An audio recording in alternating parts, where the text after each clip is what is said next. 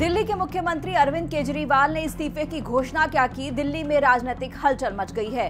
दिल्ली विधानसभा चुनाव अगले साल होने हैं, लेकिन अरविंद केजरीवाल ने उससे पहले ही चुनाव कराने की मांग भी चुनाव आयोग से की है। उन्होंने अपील की है कि दिल्ली में विधानसभा चुनाव महाराष्ट्र के साथ नवंबर में कराया जाए, लेकिन इस पर फैसला अब केंद्र सरकार और चुनाव आयोग को लेना है। दिल्ली शराब घोटाले के मामले में जमानत पर बाहर आए मुख्यमंत्री अरविंद केजरीवाल ने सीएम पद से तो इस्तीफे का ऐलान कर दिया। इसके साथ ये भी कहा कि वो तब तक मुख्यमंत्री की कुर्सी पर नहीं बैठेंगे जब तक जनता अपना फैसला नहीं सुना देती, क्योंकि केजरीवाल अपनी ईमानदारी की बात कहते हैं, इसलिए वो जनता के बीच में जाएंगे और जनता जो फैसला करेगी वो उन्हें मंजूर होगा।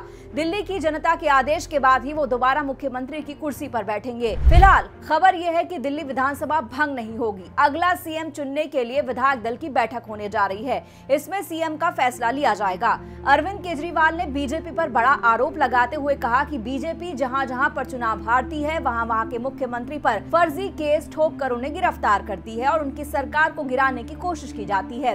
बीजेपी ने तरीका सिद्धारमैया, पिनराई विजयन, ममता बनर्जी पर भी आजमाने की कोशिश की है, लेकिन इस वक्त सवाल ये है कि दिल्ली में अगला मुख्यमंत्री कौन होगा। आतिशी का नाम इस लिस्ट में सबसे आगे चल रहा है। दिल्ली सरकार में मंत्री आतिशी कालकाजी सीट से विधायक हैं। आतिशी इस वक्त दिल्ली में मंत्री हैं, जो शिक्षा विभाग देख रही हैं, उच्च शिक्षा विभाग, टीटीई, वित्त भी देख रही है, योजना विभाग, पीडब्ल्यूडी, जनसंपर्क मंत्री भी हैं। वहीं आतिशी के साथ साथ सौरभ भारद्वाज का नाम भी सामने आ रहा है। वो दिल्ली के ग्रेटर कैलाश सीट से विधायक हैं। सौरभ दिल्ली सरकार में स्वास्थ्य, शहरी विकास और पर्यटन मंत्री हैं। सौरभ पार्टी के प्रवक्ता भी हैं। इनके अलावा दिल्ली सरकार में मंत्री गोपाल राय का नाम भी चर्चा में चल रहा है। सीएम पद की रेस में कैलाश गहलोत का नाम भी चल रहा है। इसके अलावा आप विधायक कुलदीप कुमार का नाम भी इस लिस्ट में शामिल है। सीएम केजरीवाल की पत्नी सुनीता केजरीवाल के नामों की भी अटकलें हैं। हालांकि अरविंद केजरीवाल का कहना है कि विधायकों की बैठक होगी और उसमें फैसला लिया जाएगा कि सीएम कौन होगा।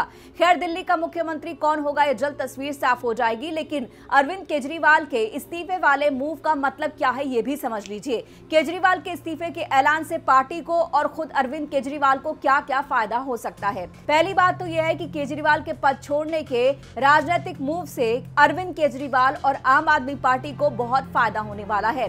सीएम आवास में साज सज्जा का आरोप हो या फिर जल विभाग में घोटाले की सुगबुगाहट हो, शराब घोटाले में संलिप्तता की बात हो, इन सब मामलों ने अरविंद केजरीवाल और पार्टी की छवि को तो खराब किया ही था। लेकिन क्योंकि अब अरविंद केजरीवाल और आम आदमी पार्टी ने अपनी ब्रांडिंग कट्टर ईमानदार नेता और पार्टी की कर रखी है, इस वजह से भ्रष्टाचार के आरोपों के लगने के बाद उन्हें चुनाव में नुकसान हो सकता था। इस इस्तीफे के बाद जनता के बीच ये मैसेज जाएगा कि केजरीवाल कुर्सी से चिपके रहने वाले नेता नहीं है।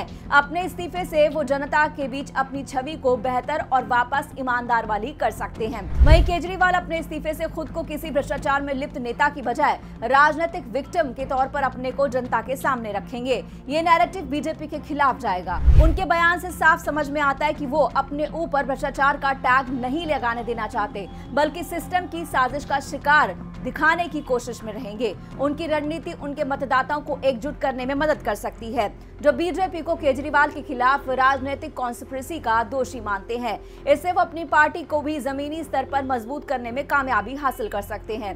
केजरीवाल अब क्योंकि हरियाणा से आते हैं और हरियाणा में चुनाव होने वाले हैं, लेकिन हरियाणा में उनका कांग्रेस के साथ गठबंधन नहीं हो सका, तो उनके इस्तीफे से हरियाणा चुनावों में आम आदमी पार्टी को सहानुभूति वोट मिल सकता है। केजरीवाल प्रचार में आम आदमी पार्टी के कैंडिडेट्स की जगह खुद के लिए वोटिंग करने की अपील भी कर सकते हैं। इस तरीके से एक सिंपैथी का माहौल क्रिएट किया जाएगा और सिंपैथी वोट जो है आम आदमी पार्टी और केजरीवाल अपने पक्ष में लाने की कोशिश करेंगे। इतना ही नहीं, केजरीवाल के इस्तीफे से सत्तारूढ़ बीजेपी के खिलाफ विपक्षी दल एकजुट हो सकते हैं, जिसका फायदा इंडिया अलायंस को हो सकता है। अब क्योंकि इस गठबंधन की धुरी इस मास्टर स्ट्रोक के बाद अरविंद केजरीवाल होंगे, तो निश्चित तौर पर राष्ट्रीय स्तर पर राष्ट्रीय राजनीति में उनका कद बढ़ता हुआ दिखेगा।